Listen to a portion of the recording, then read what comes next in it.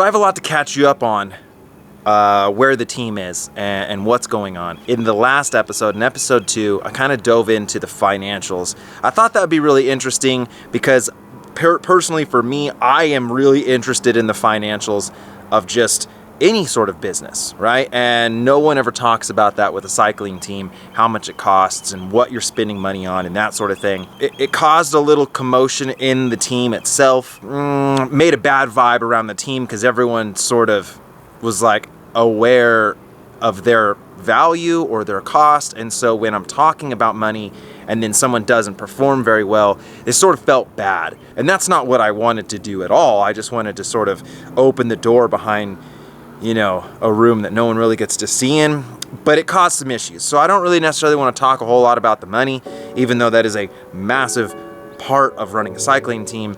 This episode is going to be all about building team chemistry, because at the end of episode 2, we had none.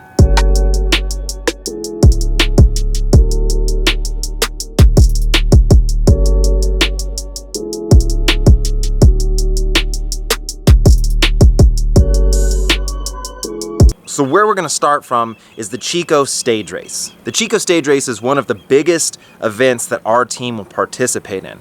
But at the Chico stage race, they have Cat 1 only and Cat 2 only. So we had Russ and Greg and Timmy as our Cat 1 guys. Our Cat 2 side was pretty strong. We had Cameron, Isaiah, myself, and Terrence. So right off the bat, building that team chemistry is a little bit difficult because we sort of had 2 squads going to the same event. I would say Isaiah should just be our finish man, and for all stages. You know what I mean? If something presents a great opportunity, but ideally you just don't do anything until the end, right?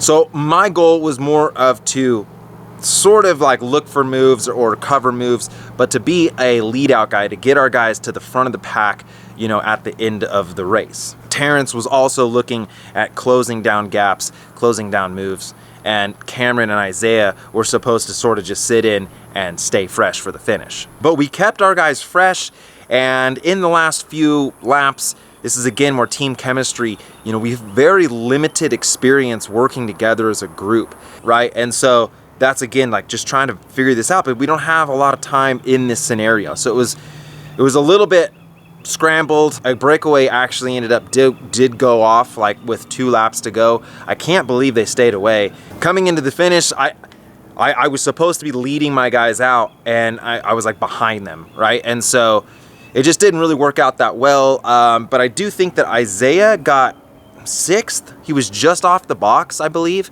6th or 7th or something like that. He did decently well, but we did lose time, you know, to a breakaway. I just think at the end of the day we did a lot of different roles mediocre because we had too many options, so we never really executed one plan. Like we never went all in on you, like all right, everybody sit on the front, Tyler's gonna go. And then after we tried yours a couple times, Cameron tried to go. Like we were making efforts, and then when it comes to the end, we only have 4 guys. So half of our team is pretty tired. Will you tell me how it feels to have a yellow jersey?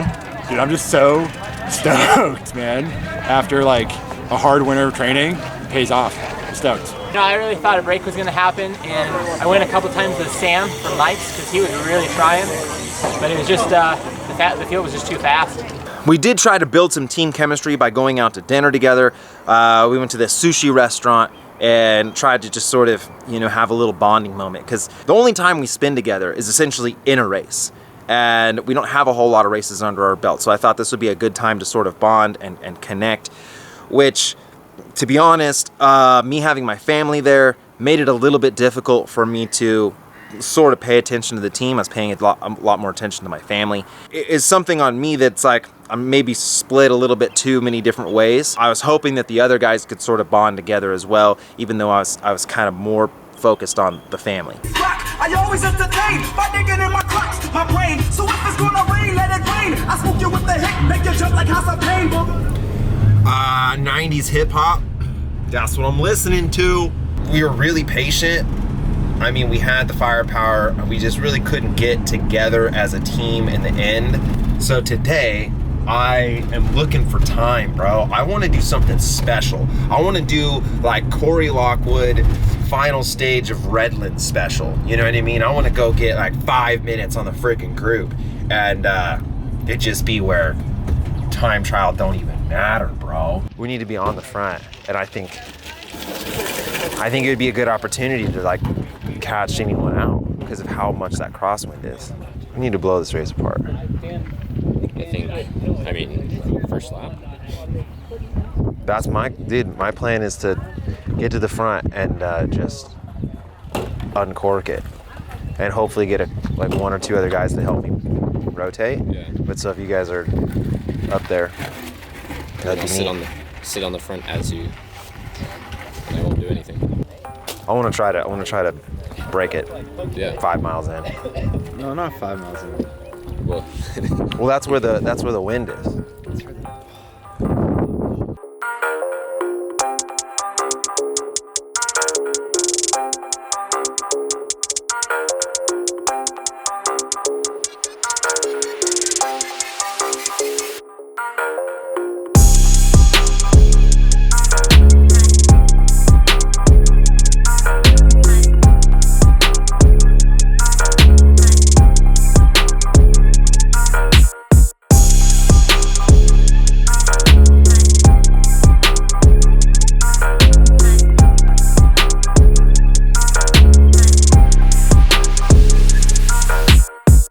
The goal here was to, again, either me get a ton of time, get into a breakaway, and put 2-3 minutes into anyone else, right? Assuring that I'd have a spot on the box overall.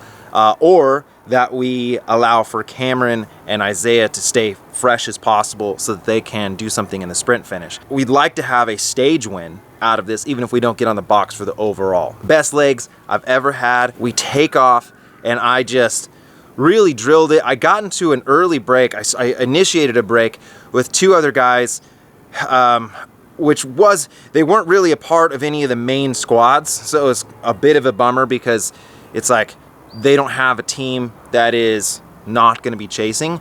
But Richie actually from Flower Power did end up bridging to us at one point. But dude, with the crosswinds and how hard we were going, we destroyed the field. And the yellow jersey actually got dropped from the group. But my team, the SP2, I think Cameron and Isaiah and Terrence also didn't make that front split. Or maybe Cameron did, but Isaiah and Terrence didn't. We hit the tailwind.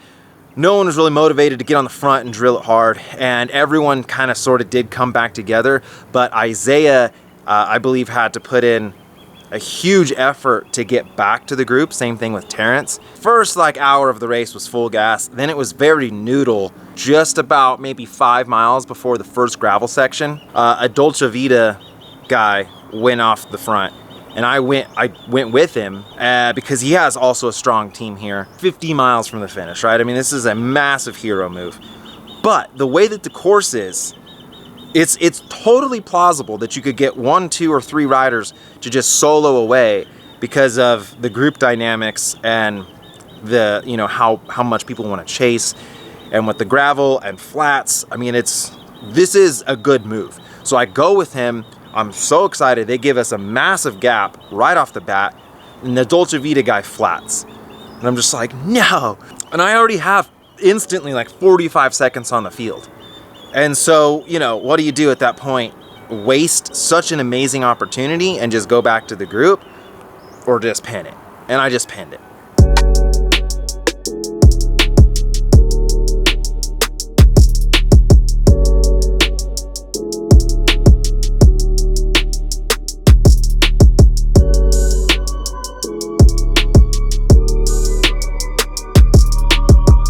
I was holding some of the best power I've ever held, and I've never felt better, but when I hit the crosswind section, it was so difficult to maintain speed. One guy ended up bridging to me, and then I kind of knew that the writing was on the wall because Team Sunflower was just drilling it. They have the yellow jersey, right? They have Richie, who's a really good time trialist. They worked really hard to bring me back, as well as this other guy. When they caught us, Cameron had a mechanical, so he wasn't there. Terrence wasn't there as well. And so that effort that was put in was all then laid on to Isaiah. I was like, okay, man, you're fresh. Everyone's cooked.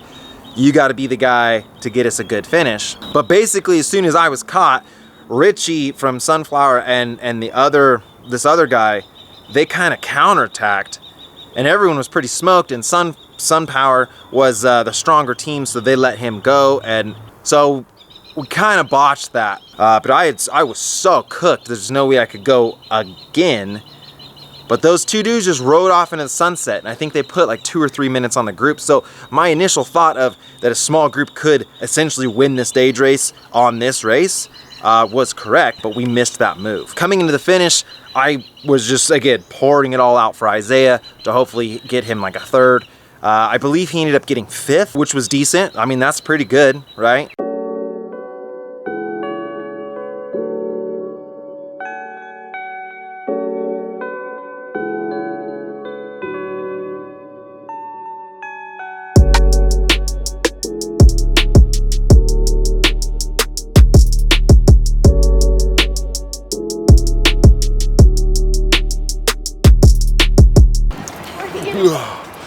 I look like Wim Hof, dude. That's so cold.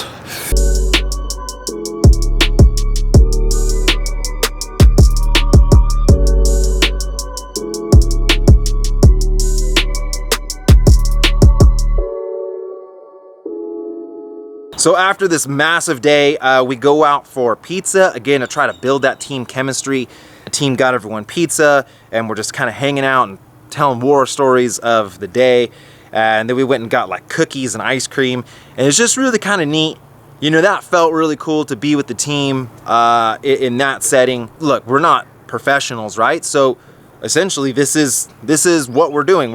It's a hobby, and we're trying to make the hobby as fun as possible. And that was fun. That was a really fun day. This massive hard race with this cool, you know, pizza at the end.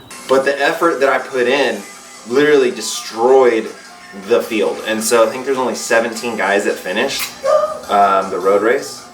So I think I'm sitting 14th right now, but like 3rd to 17th all basically have the same time. You know what I mean? What's the best that I can do today on the TT? I'm waxed. My legs, like yesterday, I went so freaking deep. But essentially, like, I'm top 15 for the stage races, you know, is almost guaranteed. Top 10 will be pretty neat. I think that would be really cool. Going into the third day and the final stage 3 and 4, because they're both on that day, time trial wise, I did really, really well. I got 7th in the time trial, which put me, I want to say put me 6th overall, which was like really exciting because they do an extended podium, so top 5 are on the box. Cameron and Isaiah, they didn't put in a smashing TT, so they had a good opportunity for a stage win in the crit. So we go into the crit, we have 2 options. One is that we get me into a break, so where I can leapfrog one guy and get on the box, or we go for a stage win.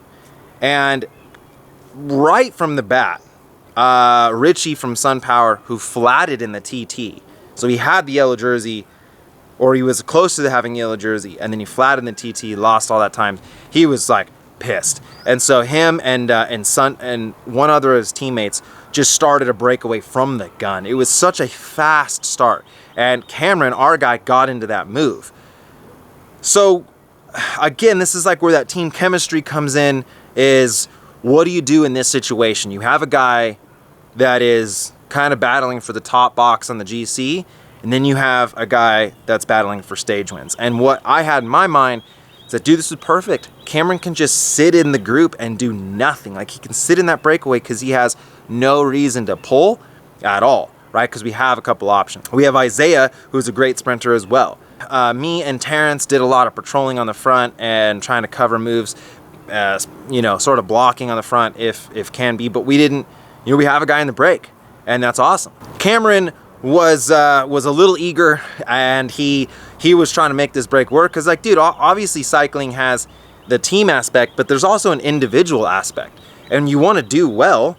And you know what I mean, when he's in the breakaway, like, I think there was 5 guys, so he's almost guaranteed the extended podium. So Cameron worked pretty hard. He was drilling it, and that breakaway stayed away, and Cameron ended up getting 4th out of that breakaway, which one guy made that breakaway that was behind me, so I actually got leapfrogged, so I went from 6th overall to I think 7th, which was a bummer. I wish I had the wherewithal to be looking for that breakaway. I really did not think it was going to happen. So many times in this race, in the crit, people look for breakaways and it doesn't happen. And so this is like just personally frustrating for me, because it's like whenever I look for a breakaway, it never works. And then when I'm like, okay, I'm going to be patient and reserved, and then from the gun a breakaway goes that could have put me on the box in the GC. So being patient in this scenario did not pay off. And like, again, Cameron did a lot of work. So at the end of the whole Chico stage race, you know what I mean, we didn't have much to write home about, and it wasn't great for team chemistry because of the split of the 1s and the 2s, and our 1s didn't do super well, and so they were a little frustrated, and you know, maybe I was frustrated how good of legs I had, but you know, this doesn't come down to the team, this is just on me, but felt like there was a lot of opportunity that we could have done well here, and one of the biggest showings for our team. And look, the whole purpose of this episode, the series, is to be as honest as possible and to give you a really good insight. A first-year team by a guy, ran by a guy who has no clue what he's doing, you know, like, there's gonna be hiccups, there's gonna be growing pains for sure. I'm just trying to put out and honest what my thoughts are in the moment that this happens, right? So then moving on to the next race, which is the Turlock road race. About 90-something miles, and we had a solid squad, dude. And we also enlisted the help of Nick Baird, who 2 years ago was one of the best in the areas, definitely as a sprinter. There's just not enough guys, I think. We're definitely going to go to a break, but so since we have so many guys, it has to be at least 2, if not 3 in the break of our guys. If we only have 1 guy in the break, then don't do anything. Just be a flower power and sit on that shit. Everyone else will do it. We've got like a really good sprinter here. We have another really good sprinter. We have 2 good sprinters. So if we just do the bare minimum just to stay there, then you just keep all your energy. And like, see, I have a sprinter back there. You know what I mean? Yeah. Again, this day is what I'm really looking forward to, is building team camaraderie. Let's learn how to race as a team. You know what I mean? Let's do this. Let's do this together. Let's race as one guy spread across 6, you know?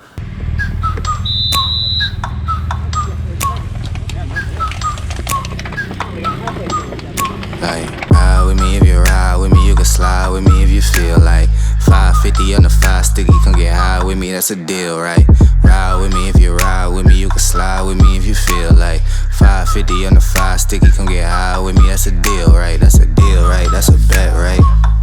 That's a bet, right? That's a deal, right? That's a deal, right? That's a bet, right? That's a deal, right? That's a deal, right?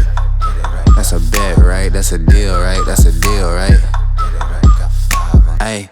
And man, I know that this whole series has been pretty negative up until this point, but the Turlock road race was anything but that. We rode phenomenal as a team. We melded together, man. Like, it was Russ, I believe, went off right off the bat, and he was off the front for a really long time, allowing none of us to have to chase. And then the entire race, dude, we were so active.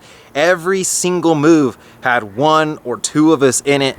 Lance Hit It was there, and he is extremely strong, and so, you know, that was having to kind of mark him as well. But dude, we were in so many moves, we were drilling it constantly.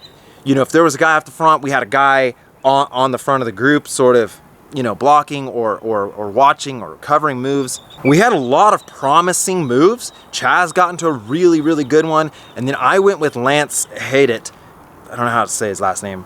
I went with him, dude, and I thought it was a done deal. Like, it was at a prime spot. I went all in. We got a really big gap. And then I don't know what ended up happening, but a bunch of guys started attacking out of the group. We got pulled back, which was a bummer because I really felt like that was the move. But then very shortly after that, Greg got into a move with Lance and one other, and they were gone. They had a minute or 2 minutes on the field, which was super awesome. So then we sort of kind of patrolled the front for a little while and then just went to the back and let the race play out on its own. And that was just getting Greg up there, up the road to get a guaranteed third was, and how our whole team sort of worked together to make that happen. Man, I was so stoked. I was so stoked for Greg, but also personally felt like we did it. You know what I mean? We got him third place, maybe one of our most prestigious results so far in the year. What was your thoughts? Well, so it was just the two of us, and it was just doing, you know, I don't know, 30-second poles, just kind of steady. Lance came across, and everybody just kind of settled in and was doing even stuff, and it just rolled away, and we got through. Lance hit it just with a whole bunch of speed when I was on the front, and it was like the last one or second to last one. And just was, you know, then it was just like Australian pursuit, one guy chasing another guy all the way to the finish. And SP Square Langland Cycling Team, Gregory White. Alright. This is the season for Lance Haddad. And your cream winner, Russell White. Greg, you want to take Russell's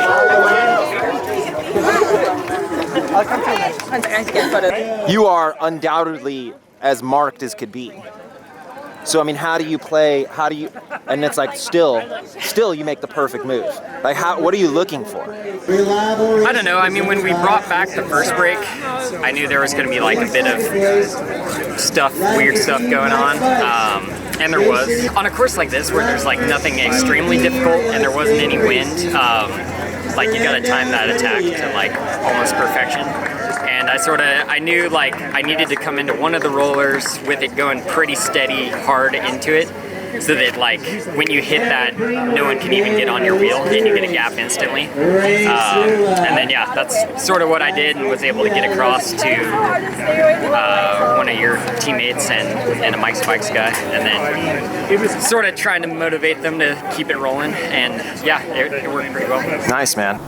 So then this part of the story is where I sort of disappear a little bit and did the Vermont gravel race and Belgian waffle and Dirty Kanza and had my cycling camp and 2 cycling camps. Like I really detached myself from the team, which sort of left us with no leader, to be honest, right? Like Josh Carling was initially supposed to be the captain of this because he has the experience, but again, life gets in the way. He got a promotion and he just didn't have the time to do that. So I've been sort of taking up the reins, not doing a very good job because I don't know what I'm doing really. When I sort of stepped away to do all these other things, still under the flag of this team, but I was just registering those guys for races and not really racing with them. So the team chemistry, I felt like, definitely fizzled out. Any chemistry we had built from the Turlock road race or Sea Otter, at least in my perspective, was sort of gone.